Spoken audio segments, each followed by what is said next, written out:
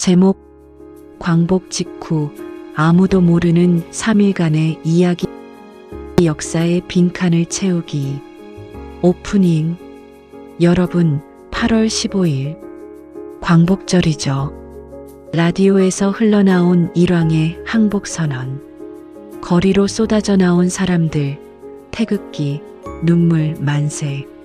근데 잠깐 그 다음 날은요? 그 다음 날은요? 교과서는 이렇게 씁니다. 1945년 8월 15일 광복 1945년 9월 8일 미군 진주 그 사이 24일의 공백 특히 광복 직후 3일 8월 15일 16일 17일 이 3일 동안 한반도에서는 역사 교과서에 단 한 줄도 나오지 않는 일들이 벌어지고 있었습니다.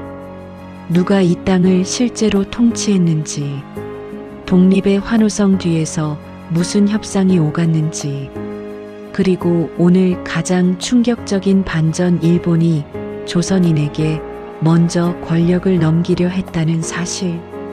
오늘 그 빈칸을 채워드리겠습니다.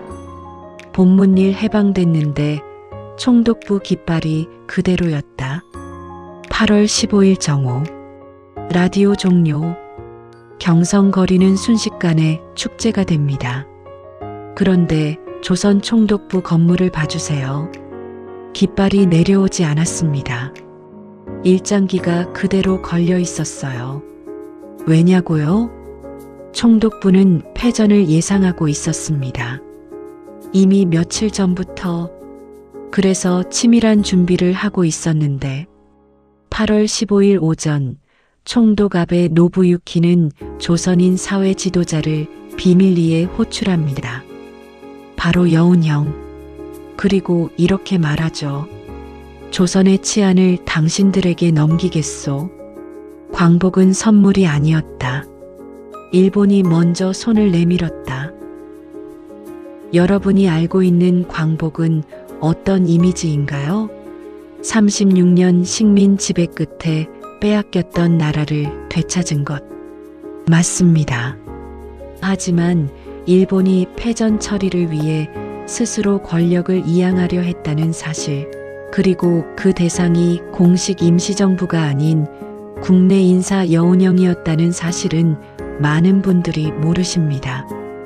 일본이 원했던 건 딱 두 가지였습니다. 첫째, 미군이 들어오기 전까지 조선 내 일본인 60만 명의 안전한 귀환. 둘째, 광복군 독립군에 의한 일본인 학살 방지.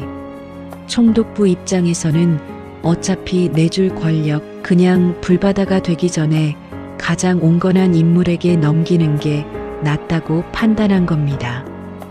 본문 이 건국준비위원회 vs 임시정부 8월 16일의 내전 위기. 자, 여운형이 총독부에서 돌아왔습니다. 그리고 같은 날 8월 15일 저녁 건국준비위원회 건준을 발족합니다. 전국에서 사람들이 몰려듭니다. 좌파, 우파, 민족주의자, 사회주의자, 친일 전력 있는 사람까지. 다음 날 8월 16일 건준이 전국 지부 설치를 시작합니다. 경찰서, 군청, 각종 관공서에 건준 완장을 찬 사람들이 나타납니다. 사실상 조선을 통치하기 시작한 겁니다. 이걸 보고 중경에 있던 대한민국 임시정부는 어떤 기분이었을까요? 독립운동 세력끼리의 내전이 시작될 뻔했다. 김구 선생님 입장에서 생각해 보세요. 27년간 중국에서 목숨 걸고 임시정부를 유지해 왔는데 내가 돌아오기도 전에 국내에서 누군가가 이미 정부를 만들고 있다고 임시정부 측은 강하게 반발합니다. 우리가 정통정부다. 건준은 인정할 수 없다. 건준 측은 맞섭니다. 임시정부는 해외 망명 단체에 불과하다. 8월 17일 상황은 더 긴박해집니다. 소련군이 북쪽에서 내려오고 있고 미군이 언제 들어올지 모르는 상황. 이 3일 동안 조선의 독립 세력은 하나가 되어 기뻐하는 게 아니라 누가 이 나라의 주인이 될 것이냐를 놓고 분열하고 있었습니다. 교과서에서 이 내용을 왜 자세히 안 가르칠까요? 단결된 독립의 서사를 깨뜨리기 때문입니다. 하지만 이것이 사실입니다. 본문 38선은 미소가 그은 게 아니었다? 자, 마지막 반전입니다. 이게 오늘 가장 충격적인 내용입니다. 우리는 38선에 대해 이렇게 배웁니다. 미국과 소련이 한반도를 38도선을 기준으로 분할 점령했다.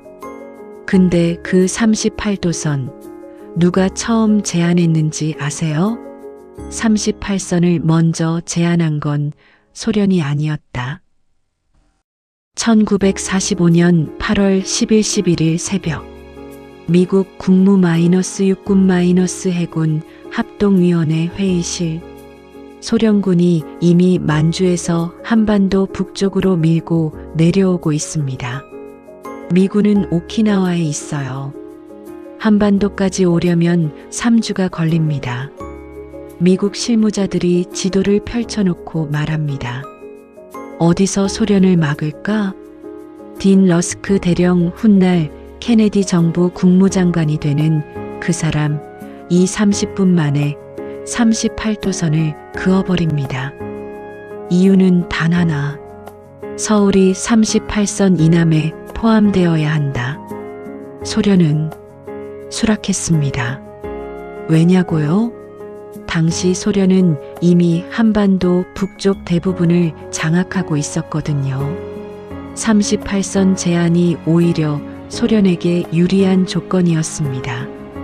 즉, 한반도 분단은 냉전의 논리에 의해 강대국이 합리적으로 결정한 것이었고 조선인은 그 협상 테이블에 단 한 명도 없었습니다.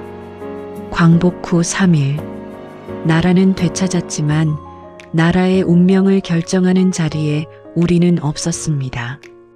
클로징. 광복은 기적이었습니다. 수많은 분들의 희생이 만들어낸 기적.